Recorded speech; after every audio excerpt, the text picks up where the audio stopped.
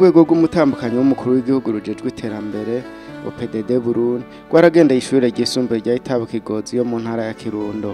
Ni mu rukurikirane rw'inyigisho zerekeye irondoka rijanye n'amagara meza, gutegura akazoza keza no kurwanya COVID-19 zigenda ziratangwa ku rwaruka rw'imiyabaga rwo ku mashure y'indaro atandukanye. Mw'ijambo yabashikirije, Angeline Ndayishimiye yabasavye kudateshwa inzira n'ibihendo vy'amajambere. Rwaruka dukunda, nimwirinde cane cane guhurumbira amaronko, kunywa ibiyayuramutwe, kuja mu marigara n'ibindi byose bikwegera urwaruka mu bushurashuzi.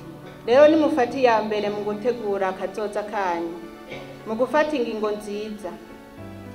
Ejo muzohimbagwe no kuraga igihugu, urwaruka rufise amagara meza, rutadohotse ku mico n'imigenzo myiza byamye biranga abarundi n'Uburundi. Ndizera ko ntakekeranya nivyagenda uko imbere hazoba ari heza cyane. Kudateshwa inzira n'ibihendo by'amajambere. Namwe musanzwe mubizi, ibangamiye urwaruka mu vyirinde.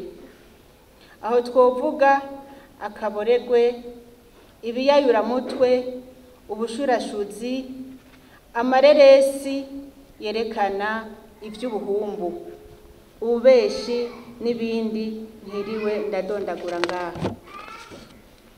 Bigeme namwe basore, rwaruka rwa hano mu Kirundo, mwirinde ingeso mbi zose zo guhurumbira amaronko mudashobora kuronka, kuko bizana ingaruka mbi mu buzima bwanyu. Abakera barayamaze bati amaronko menshi aziba amatwi.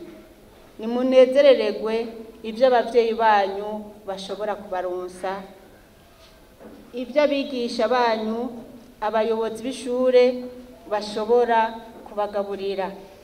Ntimuhendwe n'imbombo zo ngaho kwibarabara, ntimuhendwe n'amafanta ibitumbura.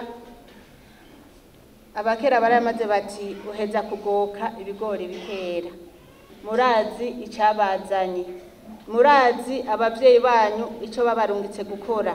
Nimugume kw'ishure mwige umutima uri munda. Ibyiza byinshi biri imbere. Aho muri hose mwerekane ishusho y'umurundi, umurundikazi w'umutima arangwa n'indero runtu. Rwaruka mwame muhanuza abavyeyi n'abajejwe amagara y'abantu ndetse n'abarezi banyu aho hose mufise amadidane canke mwijijanye imitima kuvyerekeye amagara yanyu. Nico gituma abavyeyi bahari kugira ngo babafashe. Mufashe ngendo yo guhanuza, nta na rimwe muzokwigera mugwa mu kaga. Yanasavye kandi ugo rwaruka kwitandukanya n'ubunebwe. Ubunebwe ni bubi. Ubunebwe ku banyeshure, ubunebwe ku bantu bakuze ni ingorane. Peshe kapitale, ubunebwe burakwega kunanirwa, buratuma umuntu ashaka amaronko atabiriye akuya. Nivyo bizotuma no mu buzima bwa misi yose igiturire, amahera utabiriye akuya. Imbere yo gutunganiza wowe utunganirije ukabanza kubasaba. Basanga umunyeshure ashaka amanota atakoreye. Kubera iki? Ubunebwe. Gasanga abandi bari kugira etide nawe yajyanye atagwaye. Rero ubunebwe buragahona mu rwaruka rwacu. Kubera mwebwe, ni mwebwe kazoza kejo. Ni mwebwe dufise. Ni mwebwe duhanze amaso. Aha bano banyakubahwa bari ngaha. Ejo nimwe muzoba muri intwazangabo zikomeye. Mwitegure gusa mukure mu bunebwe.